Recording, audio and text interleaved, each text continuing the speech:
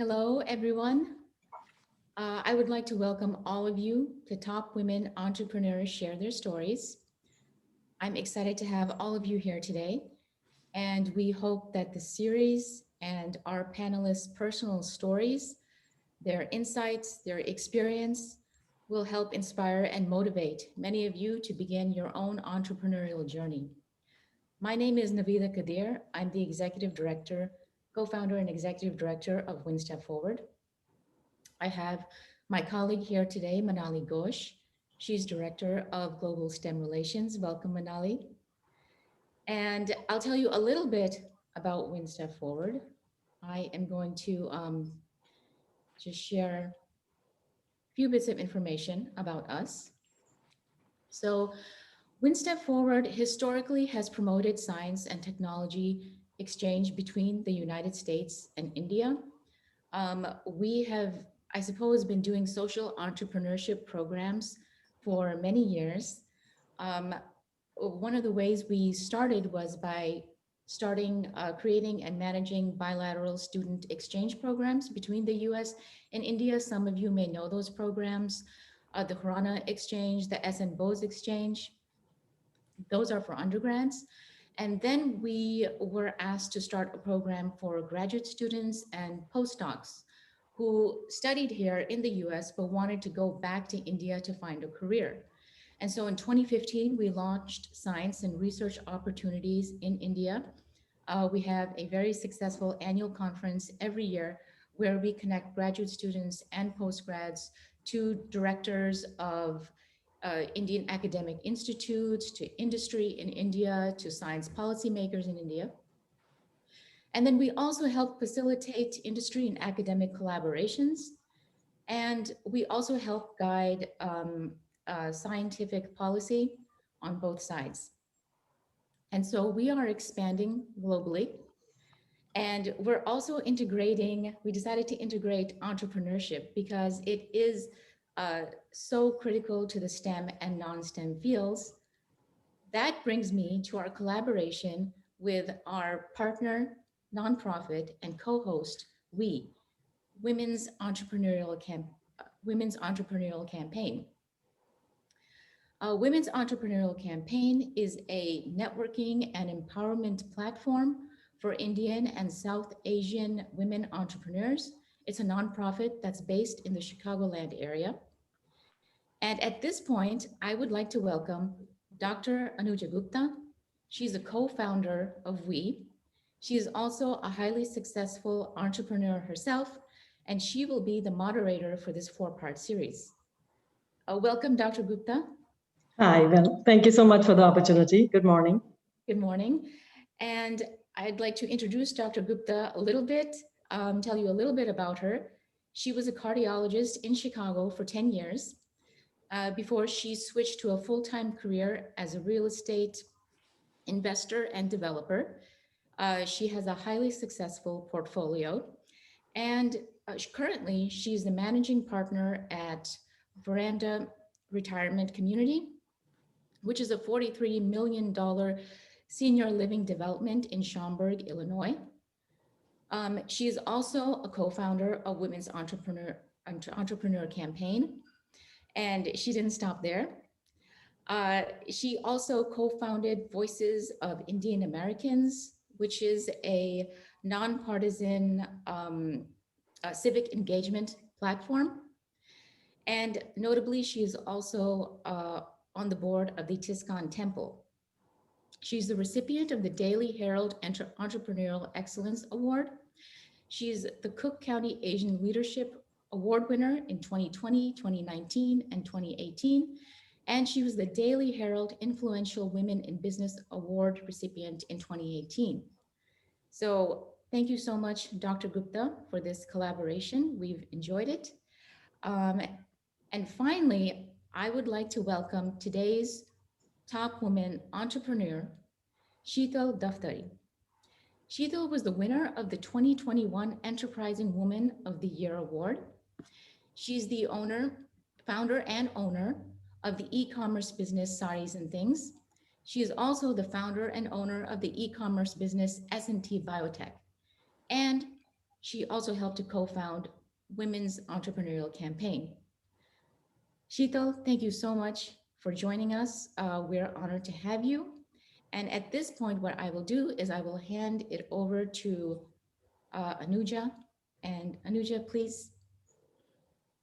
Thank you, Navida, and welcome again to all the participants. It's been a real pleasure working with the WinStep Forward team so far, and by adding this entrepreneurial component, we hope to share our stories to inspire other people. Even for myself as an entrepreneur, whenever I heard another live person, especially a woman, a young woman, a young woman's entrepreneurial story, it always made me feel like, oh my God, like, wow, if she can do it, I think I can do it too. So I feel like that's the power of life stories, real stories. They can really give you that real hope that sometimes we need to take that next step. Um, I've known Shital Daftari, who's our entrepreneur today for a few years now. I've had the pleasure of watching her along her journey, and it's been an absolute honor to be her close friend, to be closely associated with her journey as an entrepreneur. And I'm very happy to moderate this session today. So I'll let Shital start with how she started the company, how the idea came to her, and how she's gotten to this point so far. Hello, ladies and everybody. Thank you for having me on this at this event. It's very exciting, and I'm happy to be a part of this event, knowing that if we can motivate anyone, any budding entrepreneur to start their journey, I think that would be a mission accomplished. I would love to share my story, and this is a very candid interview. I haven't planned anything, but I will just share my story as it is.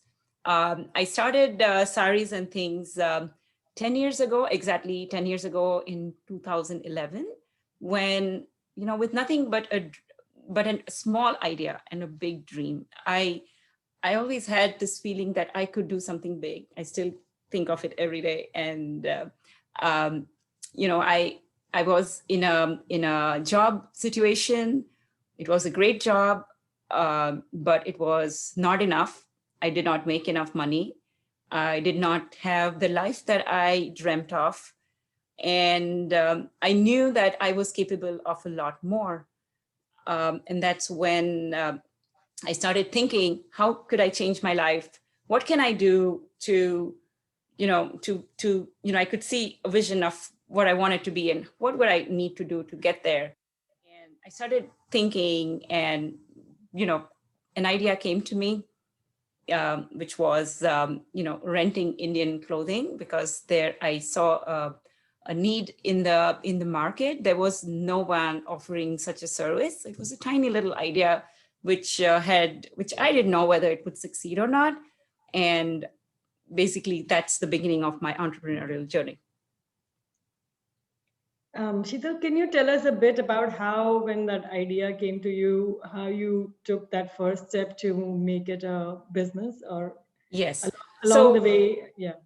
Yes, absolutely. That was the next part. So it all started with me wanting to change my life and to do something about it.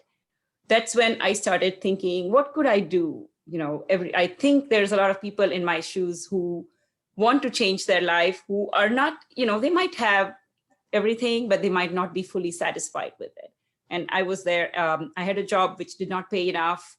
It wasn't using my full capability, and I wanted to do more with my life. So that's what I started thinking. And then I got an idea that, when I attended my brother's wedding, I had this, I wanted to, I thought maybe I could rent something, wear something for one day and look glamorous, and then not have to spend a bombshell on it, not have to go to India to get it made. And maybe I could just return it because I would never use it again. And I started looking online for a service that did that. And there was no company offering that service. And that little idea got into my head. And I thought over this idea for 3 months.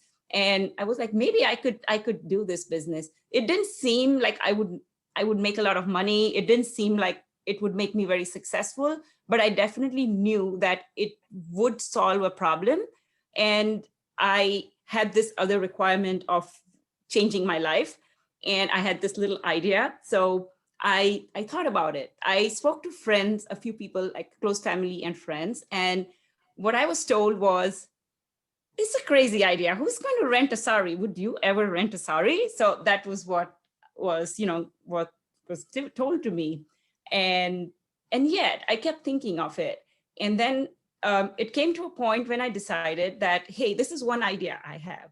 Either I work on it or I stay in the same situation that I am.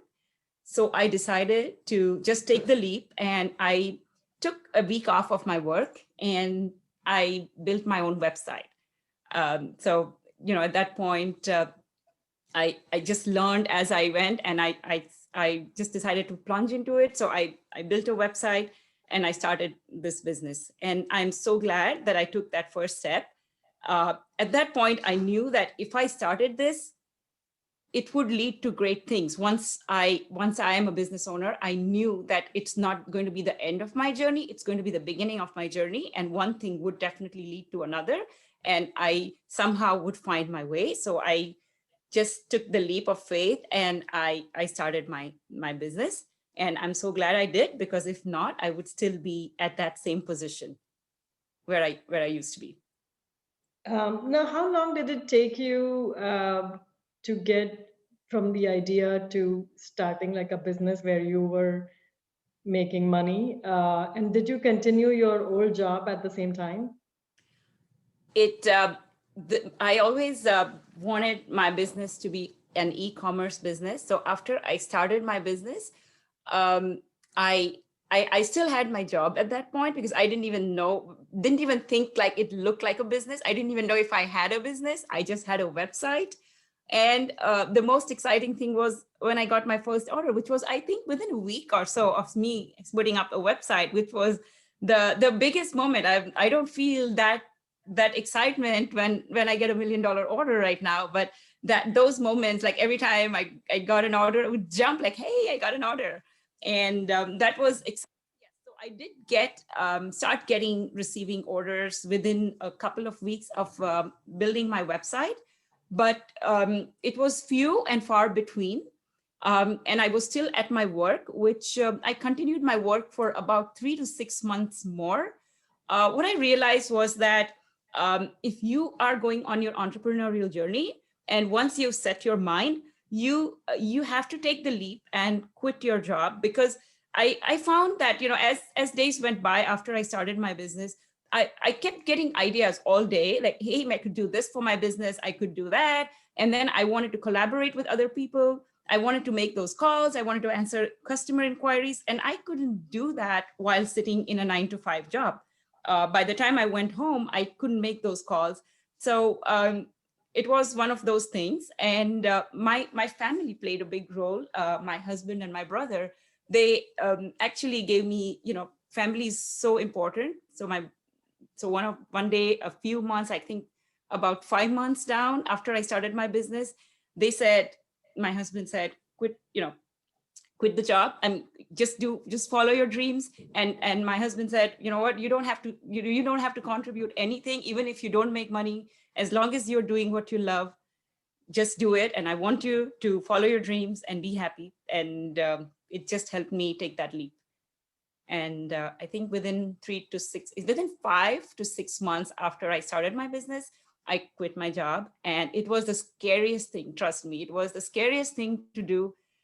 When you anyway make a little, and when you don't know what you're going into, it was very scary. But I would do it 100 times over. And I recommend people to take that chance. I know you've come a very, very, very long way since that first order to how big your company is now. Can you elaborate on that? Yes. Building a business is not most of the time, I would say 99% of the time, if you see a successful person, it did not come overnight.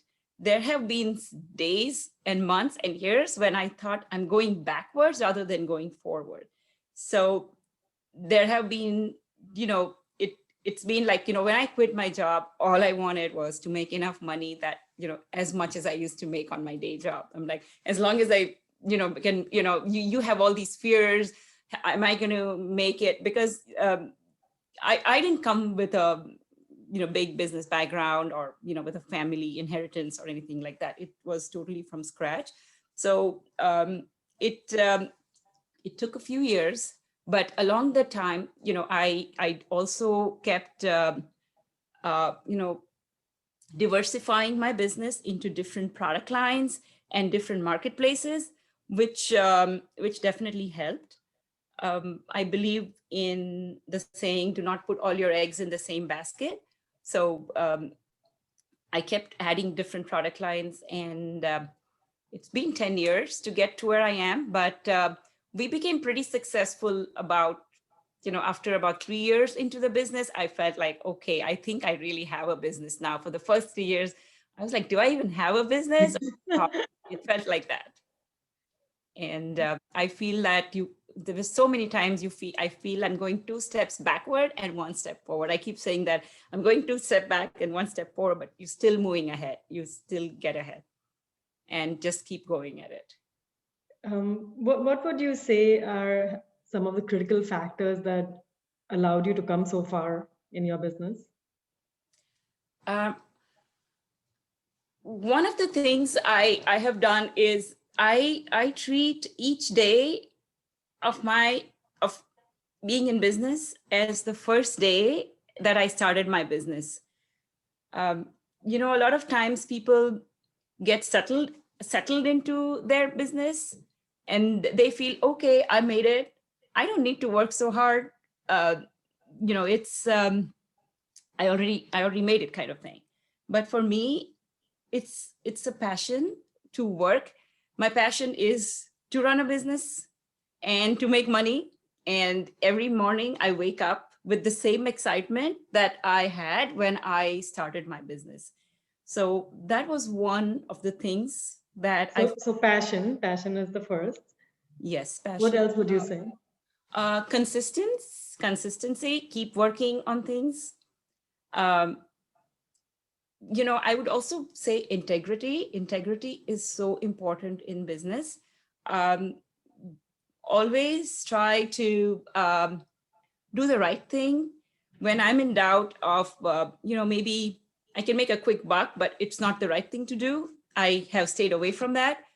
For instance, just to, we made a little error and the customer is upset, we would overcompensate our customer. We would make sure that they are happy, and no 2 thoughts about that. We always, customer comes first.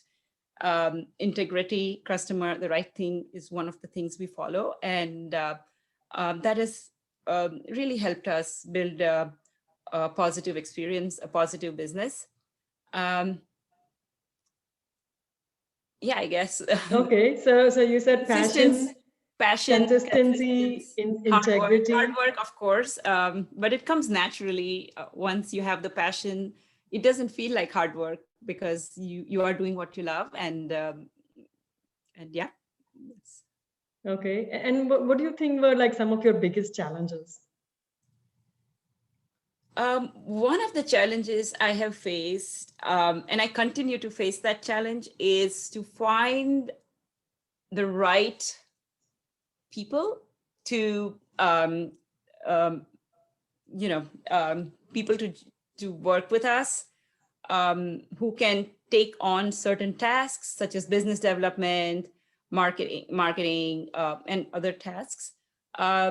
And then being an entrepreneur, in the beginning, we do all of those ourselves. Exactly. We are the market development, we are CFO, we are CEO, we are COO, we are everything. Yes, so it is absolutely right. And it is something where, we feel we can do it all.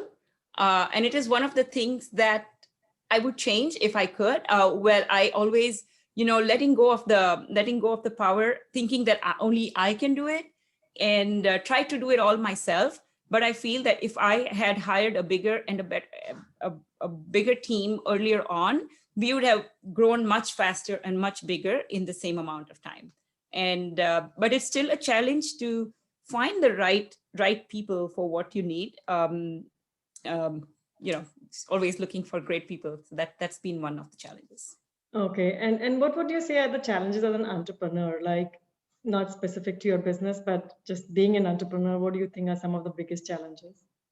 I did not face it a lot, but one of the challenges in the beginning stages of business is funding. Um, to if you have a good funding or good source of income and good cash flow, it can help a business grow bigger faster, because that way you can stock more inventory, you can do bigger things, spend more on marketing, on your website, on all the other things. So that would be a challenge for a lot of businesses. Okay, and I know that you said that you didn't come from a business background or from a business family, and you're self-made, we know that. Where do you think that a lot of the initial money, um, I mean, we use just whatever we can use, but to other entrepreneurs who are out there listening, what advice would you give to like be able to find that funding? It could be anything. They could, loans from family and friends would be the number one. Then you could get investors. That would be a great thing. Again, it's something that is a personal thing, and you have to take it from that aspect. But you can definitely look into getting investors, loans, business loans. Lots of business loans are available. You can tap into SBA. SBA has lots of programs for small businesses and businesses that are starting up. So that would be a good source of funding. Yeah, and I know that you applied for an SBA loan. I have applied for an SBA loan earlier in my career too. It really is a very good resource in the US for starting businesses. Yes. A lot of our participants are students from the STEM field who are looking to possibly make a transition to being an entrepreneur. What advice would you have for people like them? So it all starts with an idea. If you know that you have a good idea, I think you should take the first step and work on it. I would really advise people to take the first step, because I've talked to a lot of women, especially women, who every time I meet them, they tell me, I've always wanted to start an art class, or I've always wanted to do this. I wanted to start a restaurant, and every time I see them, they say that they always wanted to do it, and it's been over 5 years.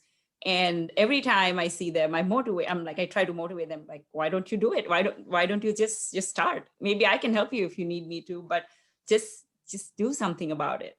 But and what do you think? Why do you think that stops most people from moving forward? So, the same thing happens to me. So many personal friends of mine will tell me, I have an idea to do this and that, and the next year they are still talking about the same thing, and 3 years later they're still talking the same thing. So, what do you think are like some of the common reasons why people fail to like take that idea forward to convert it into a business?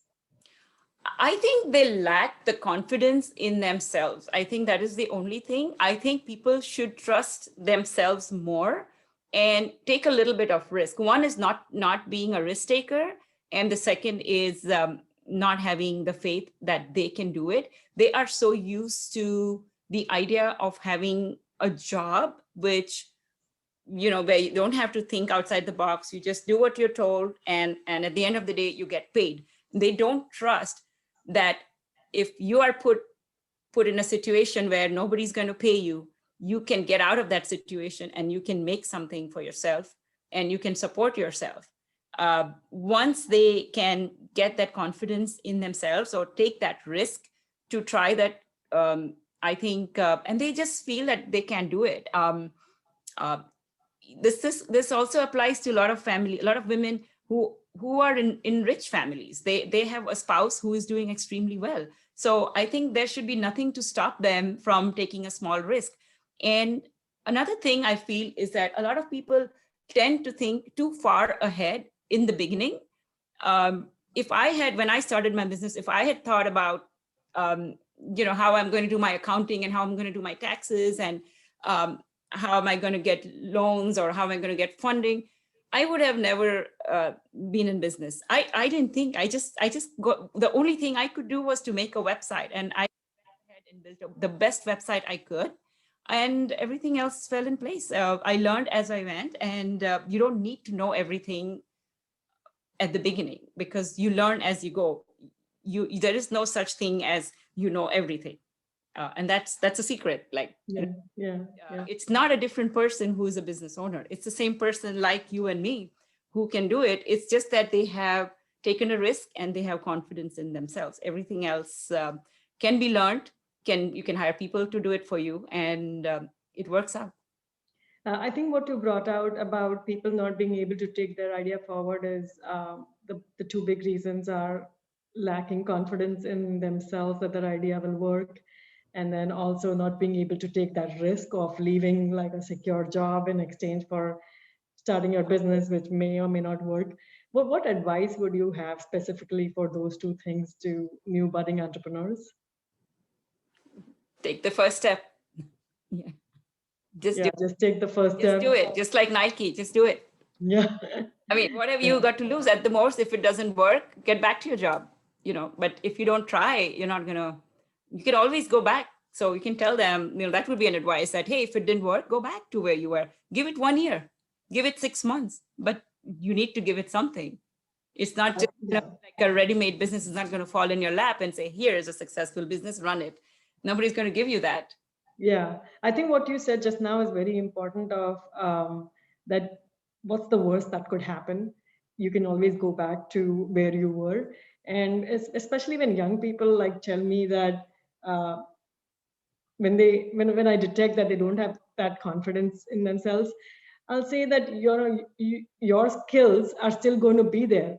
Your degree, your education, your background, which you're at this point is still going to be there. So even if you fail for the next 6 months, 1 year, 2 years, you'll always have your skills and you can always go back to a job. And I've personally seen some entrepreneurs who started a business, tried their idea, and maybe they didn't approach it the right way, or for whatever reason, the idea didn't work, but they could go back and continue their old job and get employed again. So there'll be someone in the world who will like employ you if you leave your job for a year or two. And so you can always go back, and to just have that kind of safety net, that should give them more confidence, I feel, to be able to leave that job, try something else, especially when you're young.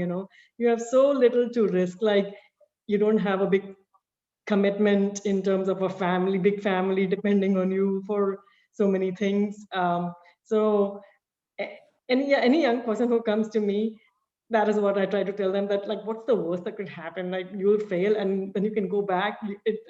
Failing at your new business doesn't mean you've like lost your degree, lost your previous experience, lost your ability to find another job if it doesn't work out.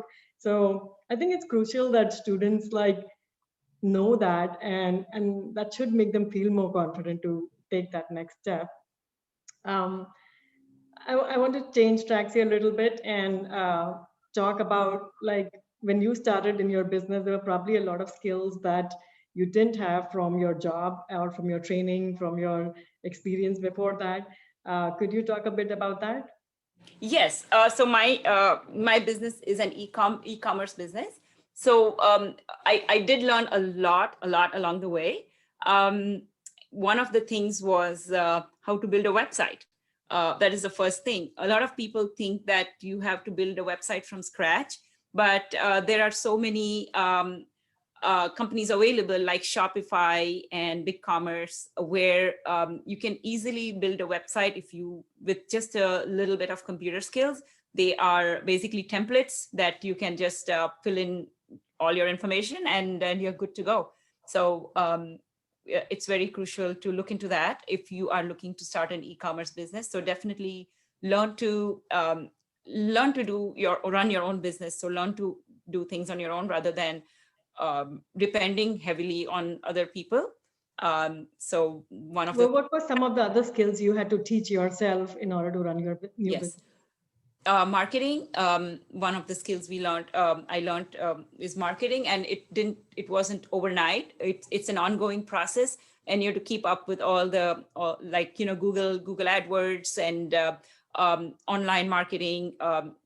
So you just keep up with all the different things. So and it is a lot.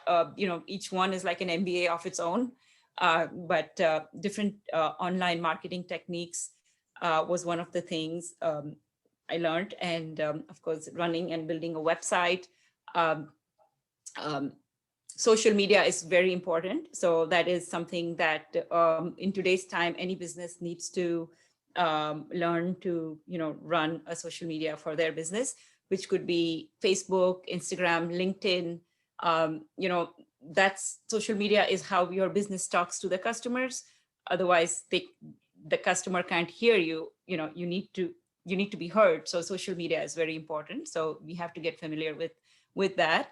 And a little bit of accounting skills, accounting and data management.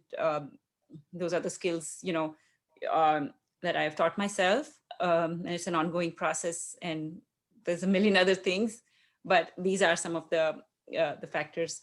Hiring, operations, day-to-day operations. You know, and you have to teach yourself all those things. I think that's one of the other deterrents that people face, is that they feel like they're not qualified or they don't have the right experience. But the reality is, for most people who start their own business, they learn along the way. For myself, I had very limited knowledge about finance. I had very limited knowledge about taxes. I had very limited knowledge about accounting. Those three very important areas in real estate that can take like a business down in a day. I had to teach myself those skills, yes. but I didn't let it hold me back to the extent that I didn't get into real estate because I thought I didn't have those skills. Once I got into real estate, I realized I needed those skills, and I took lessons, I read books, I talked to people, I hired consultants. So you just figure out these different ways of acquiring the skill sets you need to complement what you already have. So the secret is that you don't need to know any of it before you start your business. All you need to have is the grit and the will to be successful and to make it work. And you say, I'm going to make this work and I'm going to do whatever it takes. Everything else can be learned, or you can hire professionals. Wherever, you know, if you think you can do it, there is professionals, pay a little bit of money and you get it done. So it's not a big thing at all to face those kind of challenges in terms of not knowing how to do something. There's a lot of professionals out there and a lot of things. If you go to Google, you can pretty much learn anything, accounting, marketing, social media. There's books, there's great books. So you can read those books, and it can really teach you a lot.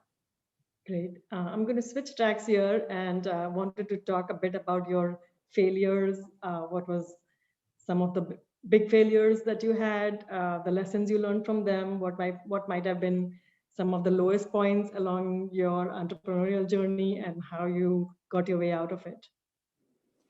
Yes.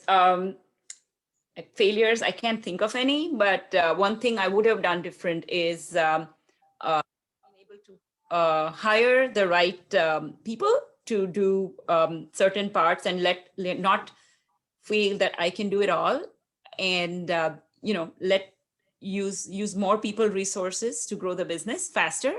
That is one of the things. And other than that, I could, you know, the pandemic. Every business has faced the pandemic last year. For us, it was a game changer. For a period of time, it felt like everything was shutting down, and but instead of panicking, I sat down and I said, I can see an opportunity. There's got to be something. If everything is going down, we can use this as an opportunity to go up. And we managed to pivot our business right away, because last year would have technically been the worst year for our business, and we could have probably gone bankrupt or shut down. But instead, we grew our business over tenfold. We just immediately pivoted towards selling PPE, face masks, and other lab products. And I think that we overcame that challenge. Okay. And what would you say, like in the last 5, 7, 10 years, what was the lowest point of your professional journey? Uh, we haven't had a lowest point. It's always been a big high going ahead. Okay. Always, but there's been many times where business is not as much, or the growth is not as fast as you would like it to be. There have been many times like that, and I would feel whether I'm going behind rather than ahead. But it's been a consistent hard work, and we've added product lines and marketplaces, and we've kept growing. So I can't pinpoint a low point, but it's just been an ongoing moving forward, and and taking it in the stride. Okay. Great. I think we can take some of the questions from the participants. Manali, could you read some of the questions for Shital, please? Sure. Thank you, Anuja. So I see a question from Piyush who has asked, who was your role model behind your success? And then what things have changed after becoming an entrepreneur that were not there when you were in your regular job? If you can expand on that. Okay, thank you. It's a great question. Who was my role model? I don't really have a role model, but I can say that family was my biggest strength, and I think family support in many ways. For instance, my brother, my younger brother, he guided me along the way, right from like telling me, he never did anything for me, but he always told me how to get things done, like how to build a website, where I could get my credit card processing, and all the little like things. I got a lot of guidance from him, so I'm very grateful to my younger brother, my husband, who has always supported me and always been right behind me in everything I wanted. I'm the idea girl. Like over the years, I always have a new idea every day, and I need to put it into action. So he's helped me accomplish a lot of my goals. Family, parents, both sides, both parents and in-laws have always been there to support me. Where I think without that support, it's not possible to devote so much focus into your business. So I think my family is my biggest strength and my role model, I would say. Um, I have I read a book by Tim Ferriss, The 4 Hour Work Week, and that was one of the books I read early on when I started my business, and I got um, a lot of inspiration and a few ideas from that book. So that could be something that you could look into. Um, how my life has changed. It has changed 360 degrees. Everything has changed. Financially, we are doing great. It has changed my social status. It has changed where we live. So as an entrepreneur, my life has changed 360 degrees for the better. Thank you. I think one of the things I want to elaborate here is like this concept about financial independence, especially to the budding students, student entrepreneurs out there. Many of us tend to think that having a stable job is financial independence. But as Chital pointed out, it might not be the job that you want for the rest of your life. It might not be where, it might not be fulfilling you completely. It might not be utilizing your capability, your capacity to the best extent that it could. And there's a book in entrepreneurship called Rich Dad Poor Dad. It talks about how having a stable job is like a nook around your neck.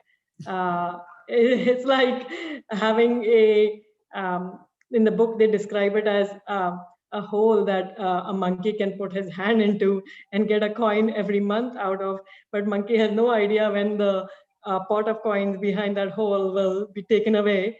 And many people we know, since we are like in that age group now where we've seen a good amount of our professional lives already behind us, they have lost their jobs. They have not been able to continue their jobs for various reasons. And so when I hear people say that a job is what will give me financial stability, it took even me a few years to figure out that a job is not financial stability. Uh, Having your own business, creating value, and creating long-term wealth is financial independence. And many people need to know that as they move forward in their lives, what real financial independence is. Absolutely, absolutely. I call it like a hamster's wheel. It keeps you, it keeps you going around in circles. A job pays you just enough money so that you feel you're comfortable and you feel you're fine, but you can't take a risk because it just keeps you at that level where you can't get out, and you don't enjoy what you're doing, and you fear that you're gonna, so it just keeps you there, and it's terrible. So that's not financial independence. Yes. What other questions do you have, Manali? Sure. Thank you, Shital and Anuja, for highlighting on those important, points. Like, I feel like me as, having a stable job for now, I am in that loophole, right? Where I'm thinking, oh, I'm earning and, I have a good thing going on. So why take that other leap? But yeah, like Yes. changing that It gives you mindset. just enough so that you don't quit. Yeah, yeah. So Yes. Yeah. changing that mindset, right? Like that's really I important. would recommend everyone to read that book if they're able to find the time to read it. It's called Rich Dad Poor Dad. It's by an author called Robert Kiyosaki. The company is a financial education company, and that book was a mind changer, game changer for my life. I've gifted that book to 50 people so far, and everybody who's read it Including me. seriously, including Shital, and everybody who's read it seriously has come back and told me, you were right, this book is a mind changer. And at least some of them have gone on to leave their job and start new business. So reading, educating yourself, learning new skills, very important for people who are like trying to do this. We'll take the next question, Manali. Sure. Um, Navida has a question about how do you hold down a job and start a business at the same time if you cannot afford to quit your job, for example? So a good suggestion is you don't have to quit your job. You can always start something on the side and see if it's working for you. And then if you see that, a lot of times, uh, I should say this, that, it would be a mistake to quit a great job for an idea if you're not really sure. So you might want to just start something on the side and, dabble on it a little bit and see if it's working out. And then if you see potential, then take a little step, maybe change to part-time for a short time, and then make the final leap. Give it at least 6 months to a year, sometimes longer. Sometimes people have a really good job and don't want to quit, but they can do something on the side till it really takes off. So that's also not a wrong idea. So you could do that, or you could just dive in like I did. Just depend on myself. I'm out in the water. I'm going to take care of myself, and you could do that too. But it might be a wise thing to hold on to your job for a bit. And I really feel that a lot of the participants who are at that age where they've just completed their education, or they're still in their postgraduate education, or they might be in their first job, this is the time to try it. This is the time when you have the least commitments, the least things holding you down, the least things which you are not like the only sole provider for your family at this time. So this is the time to try. This is the time to take risks. This is the time. If you're going to fail, that is okay. You can go back. But this is the time to try it, really. What Anuja said is a great point. It is okay to fail. It is really okay to fail, because that will lead to something better. And another thing is that the idea that you have always, the secret here is that if you started on an entrepreneurial journey, let's say you started with an idea, you could always tweak it. It's not the end of the world. I started with the concept of renting Indian clothing, but that is not the end of the world. You always tweak your idea, and then we added the selling component, we added different brands, we added different product lines, we added different marketplaces. So the whole idea is about getting started, and then you can tweak it. And if something is not working, it could be something related. Okay, you decided to sell this product, but you realize right after you started that I don't think there's already a big competitor out there who's already doing so great. So this is not going to work. So you can change a course right away. Just like if you're in college and you change your Major. your main, your major, you can change your major 100 times. Just like that, you can change your product. You can change your offerings, and you can tweak it and then finally be successful. It's not going to be the first idea that might work. It could be something else which comes from that first idea that would work. And what I also want to talk about right now is like failure. We tend to put too much meaning to that word. Failure is a normal part of business, just like anything else. Uh, we need to stop taking it so negatively. We need to remove that negative, dissociate it from that negative component that we have, and just accept it as part of like being an entrepreneur, as part of being a business owner, as just a part of life. I feel like the fear of failure, the fear of failing, being called a failure, it stops many people from doing things. And just removing the negative component of it. If you fail at a business, it's your idea which has failed. You have not failed as a person. You can try many other ideas. And then the other thing which Shital brought up was like it takes usually 6 to 12 months to try out an idea, to know if it's going to work or not work. So that much time is something most any young person could take out from their life at the stage where they're at right now, and give it towards that idea. Thank you. Like looping back on something Sheetal you mentioned, and someone has asked, like these tweaks and you changes you make along the way. So Swati has asked, like, if it is challenging to update yourself with the fashion or customer demands. Yes, it is challenging, but it is not difficult and it's not impossible. Um, you can always tweak your requirements, and that's something a business has to keep evolving along with the times and the customer's needs.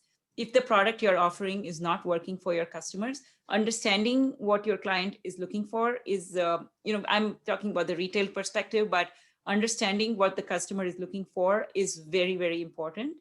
Another thing that has helped me is being ahead of the game. I'm always 2 steps or 6 months ahead of my competition. A lot of my time is spent on researching what is working and what is not working in the online marketplaces.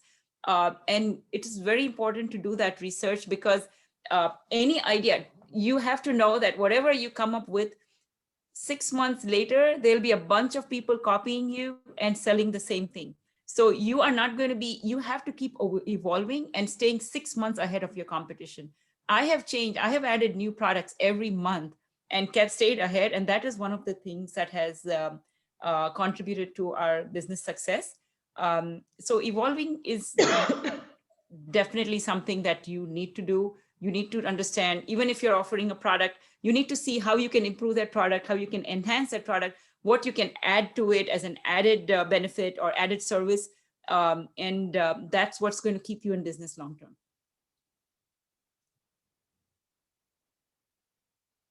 I'm sorry, we can't hear you, Manali. Sorry. Yeah. I just wanted to say that there are a couple more questions. Do you want me to take them? Yeah, Or we can take Absolutely. them. Yeah. Okay. So Madhu has asked, can you comment on the challenges as a woman entrepreneur? And then any suggestions on how to balance work life and social expectations? So if both of you could throw some light on that. Anuja, would you like to start? Sure. I feel like, especially as women, it is doubly challenging. The way Mother Nature has figured this out is not in our favor. Our lives, our personal and our professional lives, they tend to go hand in hand, and when they tend to peak together. And when our businesses need us most is also the time when our families need us most. And much of the challenge comes from trying to balance everything.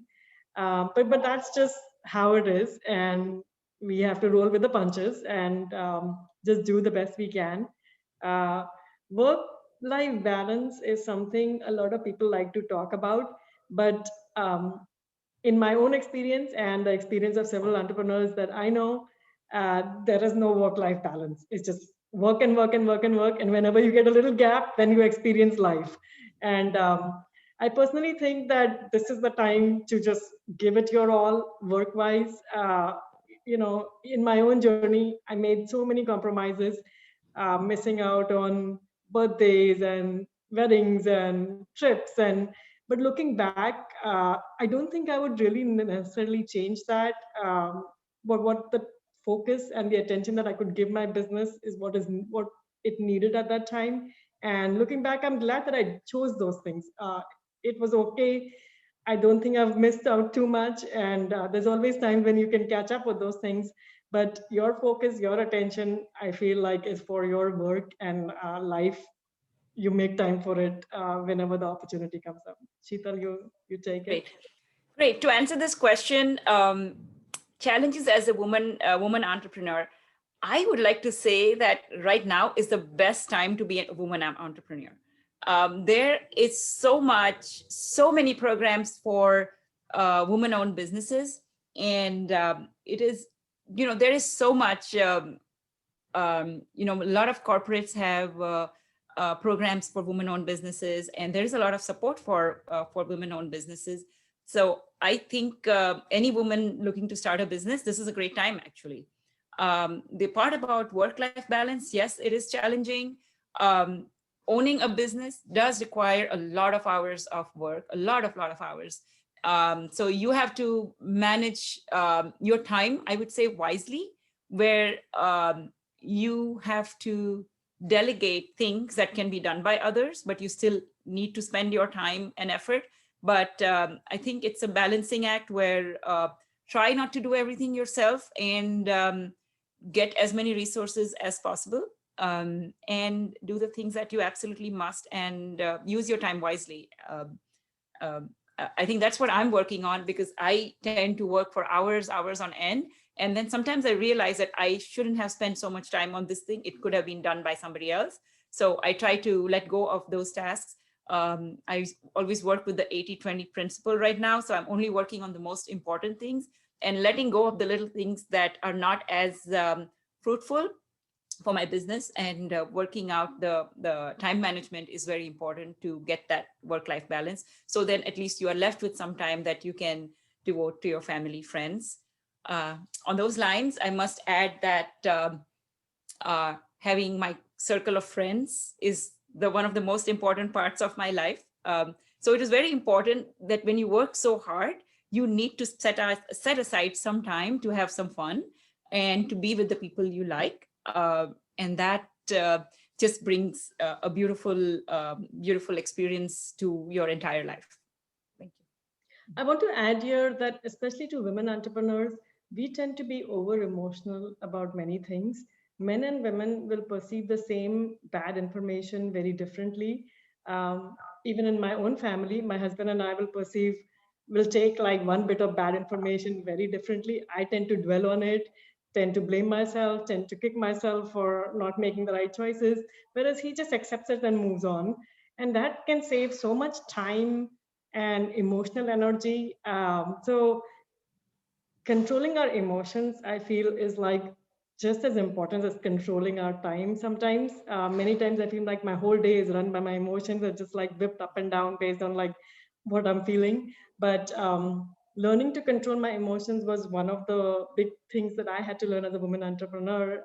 It helped me become much more efficient. I could do more, I could get further, just by having a good handle on my emotions.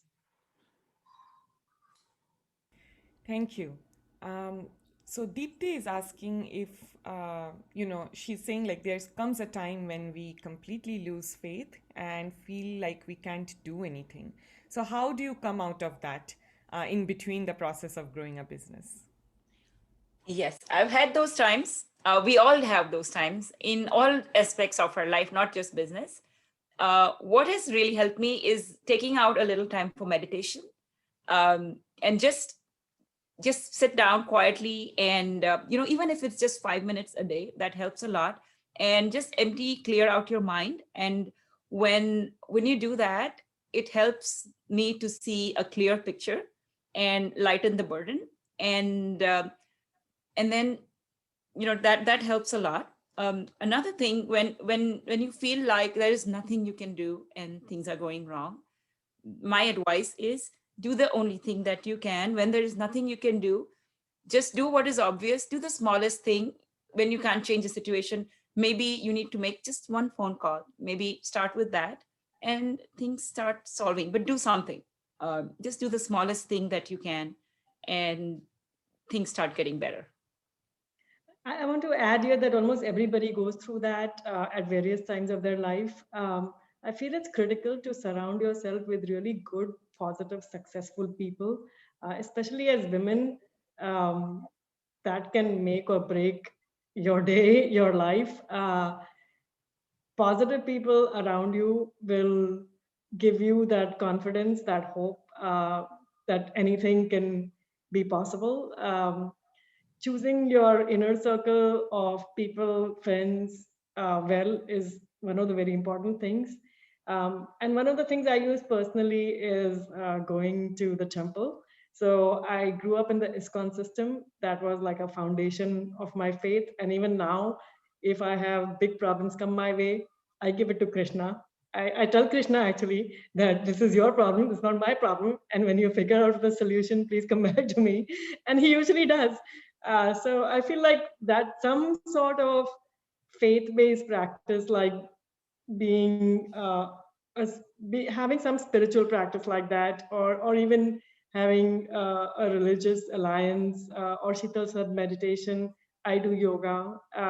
You've got to try some of these positive things. Otherwise, it's easy to be pulled down by like even the normal challenges we have of our normal day. It's very easy to be pulled down. Another thing I use for personal helping myself is when things go wrong, I ask myself, is this going to matter 10 years down the line? So I always put any situation in perspective for 10 years later. And most of the time I feel like, 10 years later, I wouldn't even care about this. I would just brush it off. So that means it's not really a big deal. So I shouldn't be so stressed out about it. 90% of the things don't matter 10 years down the line. So that helps me a lot. Those are very useful advices. Maybe in the same line, Sushmita has asked, like, what would you suggest to, like, she can do to be on top of the market if a business is running in huge loss? So how to turn that around, kind of, if I understand it correctly. If your business is running in huge loss, you have to do a lot of introspection and figure out where the problem is. There could be multiple problems. There could be the people component, the product component, or the timing component.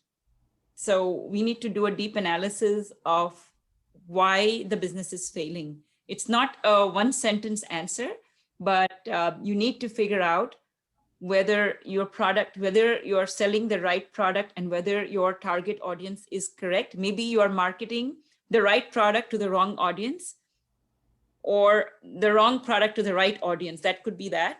It could also be the people component. Maybe the people in your company are wrong and they are not giving it justice, and maybe it's not the right job for them, and they could be doing way more damage than you realize, and that could be an issue.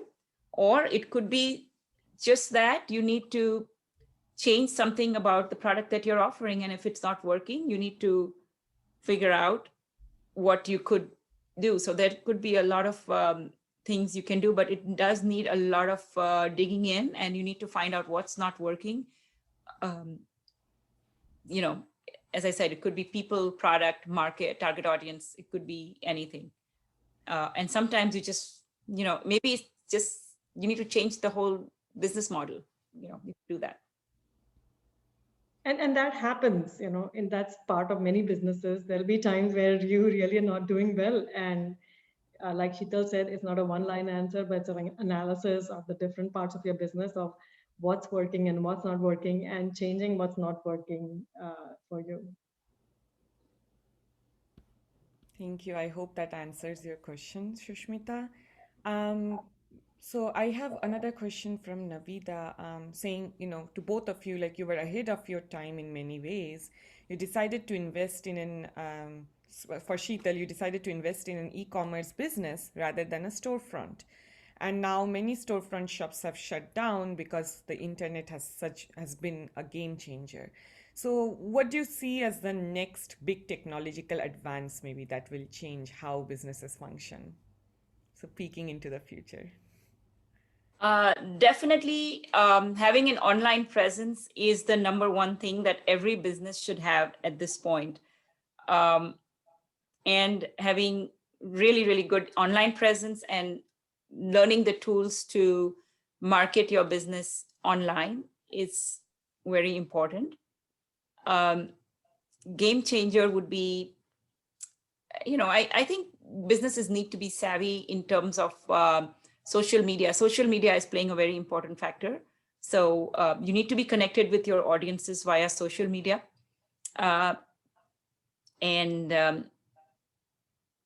being, I think that's what I would say. I would add that the next idea, it comes from today's problems. So to identify like common problems which you can solve as a business, like Shital, for example, you don't start with oh, e-commerce is going to be big in 5 years, in 10 years, I should get into e-commerce. You need to identify like a common problem today and how you can help to solve it. And then you take advantage of platforms that come along the way, like e-commerce, like social media, to make your business bigger. But the idea doesn't come with like what would be big in 10 years. The idea comes with like, what's a problem today that I can solve with my business idea. Very good answer, Anuja. I would like to add that one of the things that I have always chosen for future ideas is not the simplest and the easiest thing that you see out there. Because if you do that, you are going to have so much competition and there's not going to be any margins. I tend to go with the tough projects or something that is hard to achieve, and anything that is more challenging is usually more lucrative for me. So the toughest of the challenges are the most lucrative opportunities for being successful. The easiest thing that you could do, or which you think is most obvious, everybody is already doing it. If you decided to sell face masks today, don't do it because everybody is doing it and it's been done and it's easy. So don't do that. But do something that is a little harder. Think of what is needed, but a little harder to achieve, because there'll be less there is more barrier to entry, but you have more chances of being successful because not everybody can do that. You're on mute again. What I'm hearing from the both of you is to do proper market research, right? Both for the problem and as well as the solution. What has been done, like the background, the relevance of the problem, as well as like the solution that you're looking for, if that is relevant to the current society. I do remember that when I took a course on entrepreneurship, they taught us about like primary market research as well as secondary. So like secondary is when you do, like you do like what you're saying, right? Just Google and find out some information on that. And then primary is when you actually go and talk to the potential customer base, right? What is their need and everything. So maybe that can be helpful when you're starting to think of anything new. So with that, I have one final question, and I hope I'm getting the question right. But Akshata has asked, like, how education field make use of entrepreneurship and how to explore it. And Akshata, if I'm wrong, please feel free to post the question again. But if Shital and Anuja, um, anything like entrepreneurship in education area, if you have any experience, if you can share that with us. Anuja? From my experience, I want to say that education, it gives you a basic platform uh, for certain things. And beyond that, you got to take the initiative to explore different things. So for example, a lot of people will tell me, you change from being a doctor to being a real estate entrepreneur, do you think your medical education was wasted? And I don't feel at all that my medical education was wasted. It gave me a mindset to think. It gave to think constructively, creatively. It gave me a lot of resilience. It developed a real um, kind of that I can just do it. If I just put my mind to it, I'm going to get it done. You know, many people will say like medical school, getting through medical school is like such a big thing. And it was, but every time I would have a problem, I would just say like, you know, so many other doctors have graduated, I can just do this. So it gave me that mental strength. And I think that that is what education does for a lot of people. It gives them like a good platform to start with. And then like many entrepreneurs, you'll go on to do different, you'll go on to explore different things, many of which don't even exist today. So to have flexibility, to have that openness of mind beyond like a standard education, to be able to continuously educate yourself about what's new out there, what's happening in the world. A lot of entrepreneurship has to do about that. Sheetal? Okay, yes, education is great. An MBA can teach you how to run a business, but it will not give you the idea to start a business. So the tools are important. No education is wasted, just as Anuja said.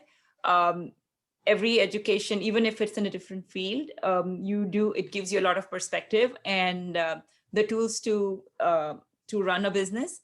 And ongoing education is a big part. You can do a lot of mini courses on various, from accounting, marketing, social media, finance. You can pretty much do, there are a lot of smaller courses available. Maybe you could, after starting a business, you could do an executive MBA course, which could give you some tools, some latest tools to run your business. So again, being an entrepreneur is always an ongoing education, I would say. Past experience always helps, past education always helps, but it is not a deterrent to starting a business. Anybody from any background can be very, very successful at a business because they can always grow and learn as needed, as relevant to their business. Thank you. I think like that part I really like that you said that we should just be trying to like keep on learning, right? Like that's Yes, I be, think be a lifelong learner. That's what I yeah, would say.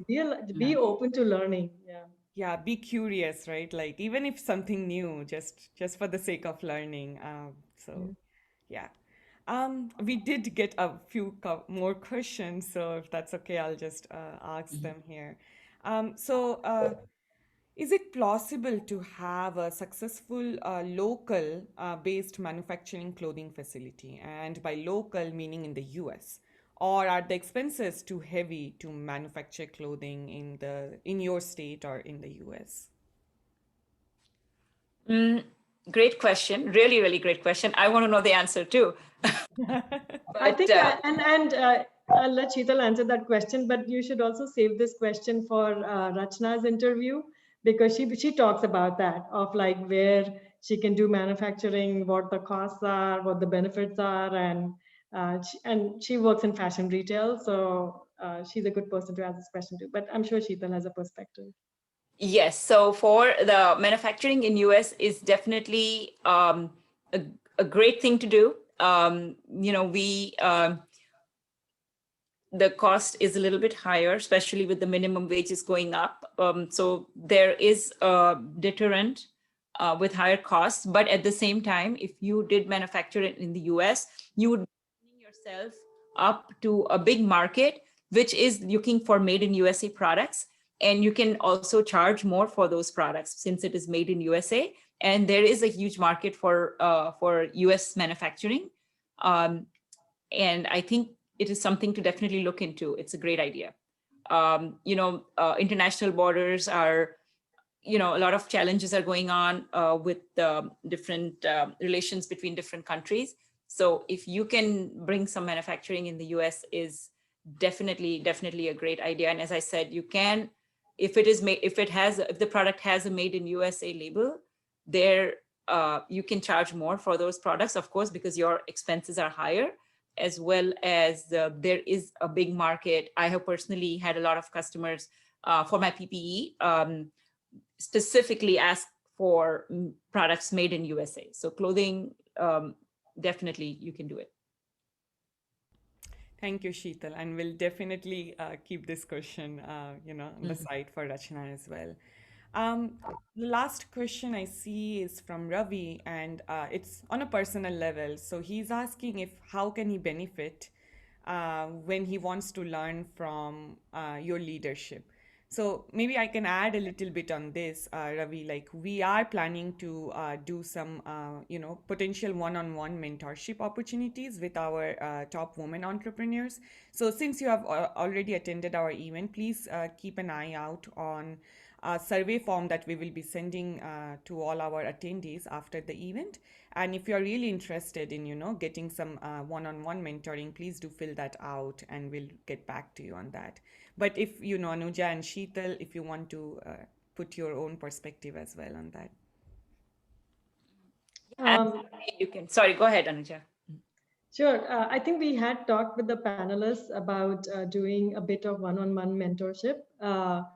They seem to be open to it. I think what students like Ravi could do is to provide a brief profile of what he does now and what he hopes to get from such a mentorship, and we can definitely look into it.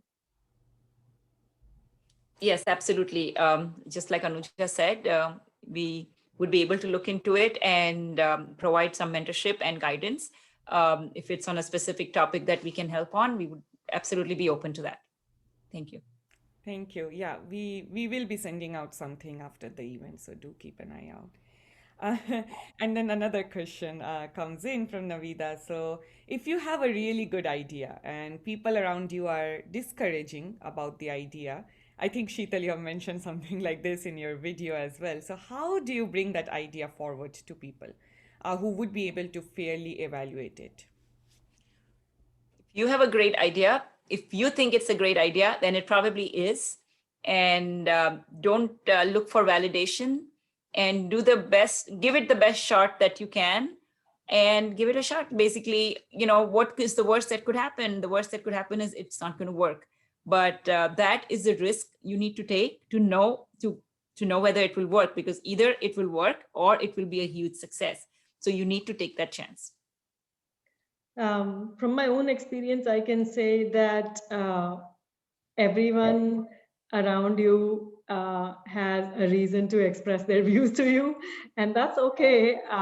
Many of those views are negative, but when I'm taking advice for my own business, I make sure that it's coming from very qualified people who are successful themselves and who have kind of been in my shoes and be able to answer directly from their own experience.